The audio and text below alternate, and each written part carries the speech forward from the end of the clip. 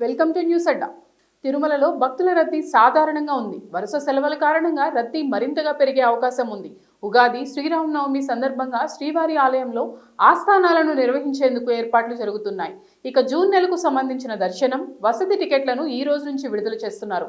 కాగా శ్రీవారి ఆలయంలో మలయప్ప స్వామికి ఏటా జ్యేష్ఠ మాసంలో జ్యేష్ఠ నక్షత్రానికి ముగిసేలా 3 రోజుల పాటు జ్యేష్ఠాభిషేకాలు నిర్వహిస్తారు. ఏడాదికి ఒక్కసారి నిర్వహించే ఈ ప్రత్యేక ఉత్సవ ముహూర్తం భక్తులకు బుకింగ్ గురించి టీటీడీ వివరాలు వెల్లడించింది. తిరుమల శ్రీనివాసుని ఆలయంలో ఏటా 3 రోజుల పాటు జరిగే జ్యేష్ఠాభిషేకానికి ప్రత్యేక ప్రాధాన్యత ఉంది.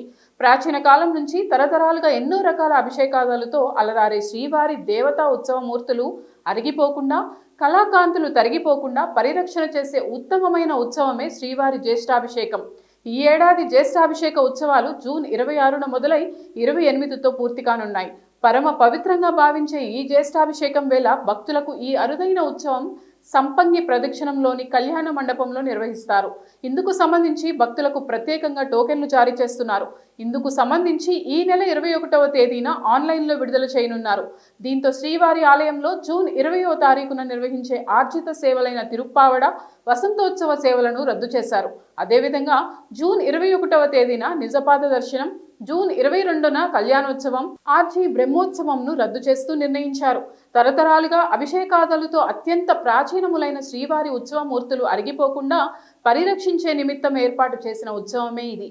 కాగా ఈ ఉత్సవాల్లో మొదటి రోజు శ్రీ మలయప్ప స్వామివారికి ఉన్న బంగారు కవచాన్ని తీసివేసి హోమాలు, అభిషేకాలు, పంచామృత స్వప్న తిరుమంజనాదులు నిర్వహించిన తర్వాత శ్రీవారికి వజ్ర కవచం అలంకరించి పురవీధుల్లో ఊరేగిస్తారు.